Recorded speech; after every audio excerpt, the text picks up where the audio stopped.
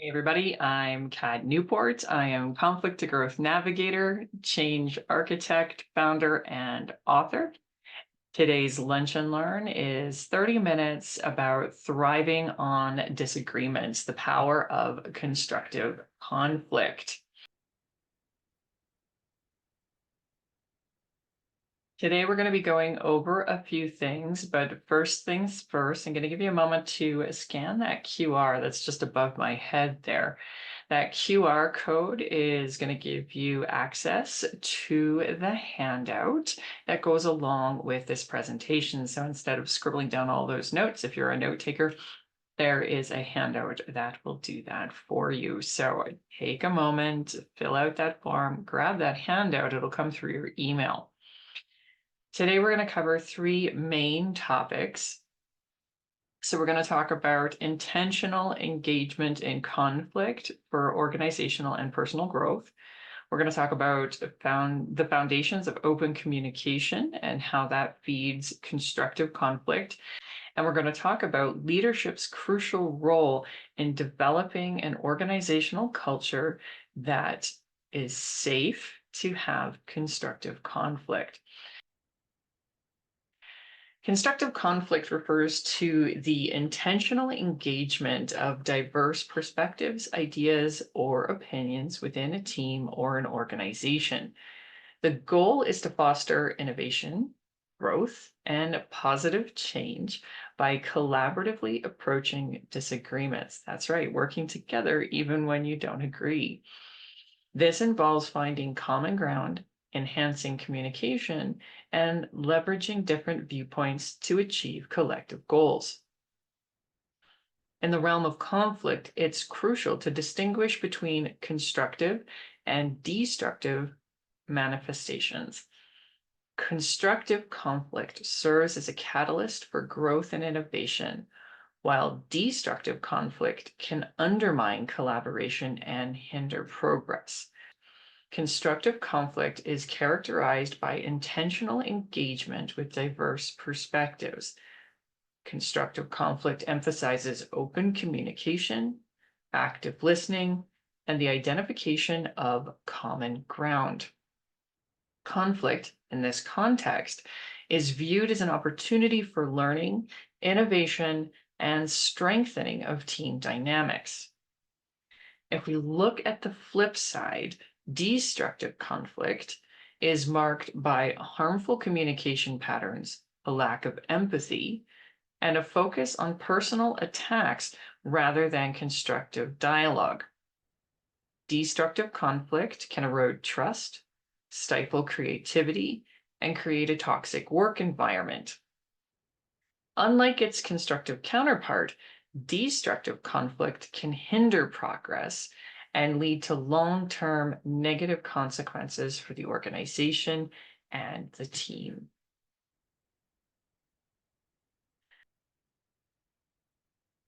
Constructive conflict is important for a variety of reasons, but I want to emphasize the top 5 most important ones.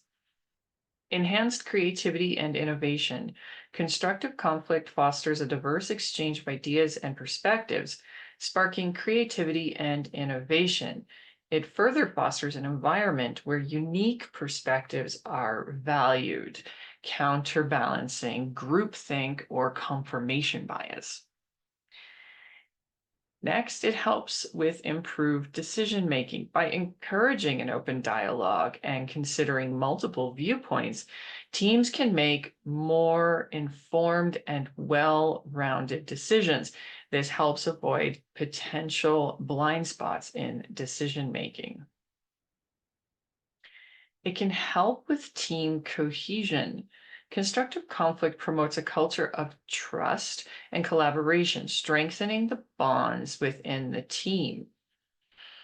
This supportive environment sets the stage for not only the initial constructive conflict, but for future constructive conflict resolution and innovation opportunities. Positive organizational culture. A culture that embraces constructive conflict contributes to a positive and dynamic work environment, attracting and retaining top talent. Innovation in solutions. Conflict often leads to the exploration of alternative ideas and therefore alternative solutions, driving teams to think outside the box and find innovative approaches to challenges. It also promotes a mindset that views challenges as opportunities versus challenges leading to frustration. So, as a leader, consider facilitating inclusive dialogue, encouraging that open communication, creating a platform where every team member, regardless of their role or position, feels empowered to express their thoughts. This inclusivity ensures that diverse perspectives are not only heard, but actively considered. Unexplored insights. Open communication invites the sharing of unique insights and experiences. By fostering an environment where team members feel comfortable expressing themselves without fear of judgment or reprisal, we're opening the door to perspectives that may have otherwise remained undiscovered. These unexplored viewpoints can be a rich source of innovation. Building a culture of trust. When team members are encouraged to openly communicate and express their diverse perspectives, it builds that culture of trust, and trust is essential for constructive conflict resolution. As team members are more likely to engage in disagreements, knowing their opinions are valued and respected. Enhancing problem solving abilities. Constructive conflict relies on the collective intelligence of the team. By encouraging diverse perspectives, we enhance the team's problem solving abilities.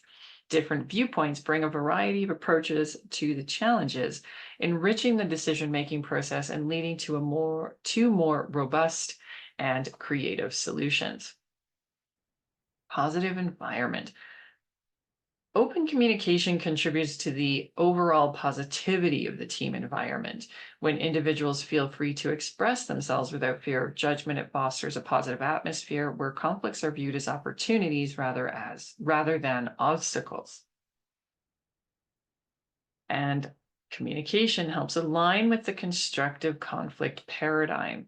Constructive conflict presupposes a proactive engagement with differing opinions. To have constructive conflict, you have to have proactive engagement. Open communication aligns perfectly with this paradigm, providing the necessary foundation for constructive conflict to thrive. It transforms disagreements into opportunities by valuing the diversity of perspectives within your team. So, as a leader, the focus should be on encouraging open communication and diverse expression. Um, Being not only the prerequisite for constructive conflict, but an essential element that shapes the very fabric of a team or organization's collaborative and innovative potential. It forms the basis for turning disagreements into opportunities for growth, ensuring that every voice contributes to the collective success of the team or organization. Tools for constructive conflicts. There are some techniques for embracing diverse perspectives. One of my favorites is the six thinking hats model. The six thinking hats was introduced by Edward de Bono and is a method that assigns different thinking styles to team members, or collectively, you go through one by one, each represented by a colored hat. How you use this encourages team members to metaphorically wear different hats, or literally, during discussions. For example, the white hat focuses on facts and information, the green hat on creativity, and the black hat on cautious or critical thinking. This method provides a structured way to explore diverse perspectives systematically. Another opportunity here is gamified idea generation.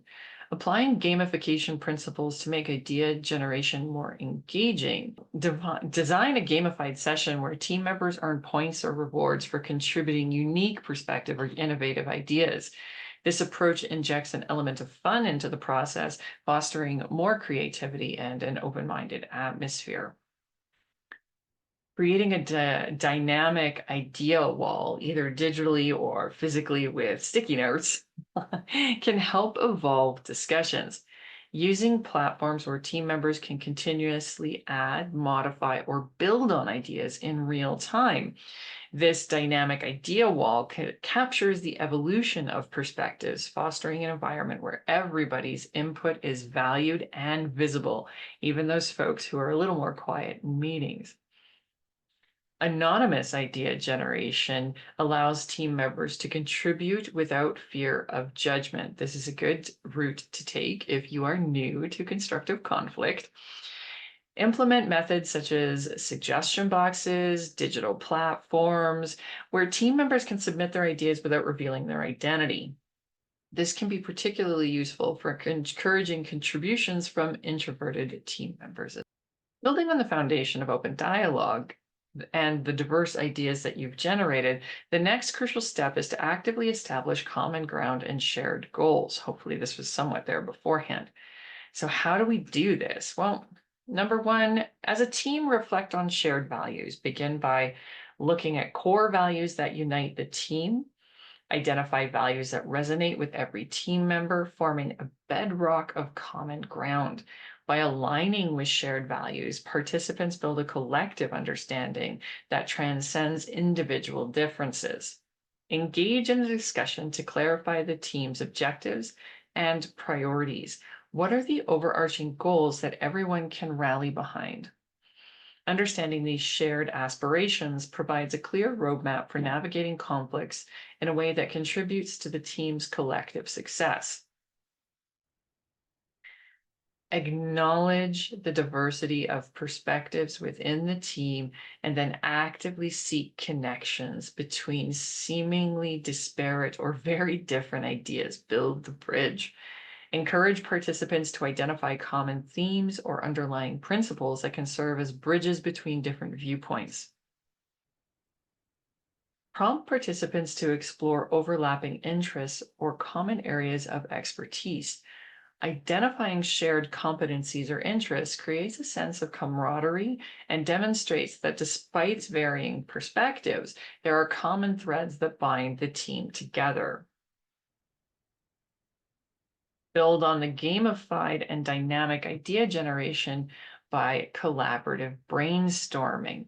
So facilitate collaborative brainstorming where participants contribute to a dynamic idea wall, encourage them to find patterns and connections or themes that signify shared goals. This can sometimes help very much when it's dynamic as well. So each individual is getting up and putting things on this board. It activates multiple layers of learning and engagement, not just sitting and watching someone talk and not just audibly hearing what's going on. So to build on this, consider creating a visual representation of the identified common ground, whether through mind maps, diagrams, or other visual aids, providing a tangible representation that helps solidify the shared goals and values that are going to guide your team through the conflicts. Finally, recognize that the process of establishing common ground on your team or within your organization is iterative. It may require multiple discussions and refinement. Participants should be open to revisiting and refining their understanding of shared goals as the team, project, or organization evolves. By actively engaging in these strategies, participants are not only going to establish that common ground, but lay the groundwork for a shared vision that transforms any conflicts that arise into collaborative opportunities for growth. The top 5 most important points on the importance of leadership in promoting conflict or constructive conflict, not just any conflict, constructive conflict, are setting the tone. Leadership sets the tone for the team's culture. When leaders embrace the concept of constructive conflict, it sends a powerful message that disagreements are not only accepted, but welcomed as opportunities for improvement and growth. For example, at the beginning of a team meeting, the leader can explicitly express the value of diverse perspectives and encourage team members to voice their opinions. For instance, they might say, in this team, we view conflicts as opportunities, so let's actively seek different viewpoints and collaborate to find the best solutions. Secondly, we need to create that safe environment. Effective leaders foster a safe and inclusive environment where team members feel comfortable expressing different viewpoints without fear of reprisal. This safety net encourages open communication and exploration. For example, during a project debrief, the leader acknowledges that not all decisions are unanimous and expresses gratitude for the team's openness. They could say, for example, I appreciate the diverse thoughts shared during our discussions. It's crucial to know that this space is safe for expressing different opinions and your input is invaluable. Or thirdly, modeling. So modeling constructive behavior. Leaders serve as role models for teams. By actively engaging in and modeling constructive conflict resolution, leaders demonstrate the desired behavior, setting a standard for how conflict should be approached within the team. For example, in a team meeting where conflicting ideas arise, the leader takes a proactive role in facilitating the discussion, not dictating the outcome. They demonstrate active listening, they ask clarifying questions, and acknowledge valid points from both sides. This sets a precedent for how conflict should be approached in the future. Empowering team members. Leadership empowers team members to contribute meaningfully to conflict resolution. When leaders delegate responsibility and trust their team to navigate conflicts constructively, it enhances individual and collective problem-solving capabilities. For example, before a major decision-making session, the leader delegates specific aspects of the discussion to different team members, explicitly stating, I trust each of you to bring your unique perspectives to the table. This discussion is a collective effort, and your insights will shape the course of action we take. And finally, align your conflicts with goals. Leaders connect conflicts with overarching goals and organizational team or project mission. By aligning conflicts with the strategic objectives of the team or organization, leaders ensure that constructive conflict resolution contributes to a broader success. During a quarterly review, for example, the leader connects conflicts that occurred during a project to the overarching goals of the team. They might say something like, the disagreements we faced were challenging, but let's recognize how they lead us to refine our approach. Our shared goal is to deliver exceptional results, and constructive conflict is a pathway to achieving that. By focusing on these key points, a leader can actively shape the team's approach to conflicts, creating an environment where disagreements are viewed positively and leveraged for collective success. So your key takeaways for today: intentional engagement for growth. Embrace conflict as a deliberate and positive force for growth and innovation. Intentionally engage diverse perspectives, turning disagreements into opportunities for positive change. Open communication is your foundation. It is the cornerstone of constructive conflict, encouraging diverse expression. Inclusive dialogue and active listening creates an environment where conflicts are viewed as opportunities for learning and innovation. And finally, leadership's role. Effective leadership, setting a positive tone, creating a safe environment, modeling constructive behavior, and aligning conflicts with goals is pivotal in promoting a culture where disagreements are valued and leveraged for collective success. I wanted to thank you for joining me today. What you're seeing up on the screen here is how you can get a hold of me, how you can learn more about constructive conflict or conflict in general. And releasing in March of 2024 is the book Smart Conflict: Turning Disputes into Growth Opportunities.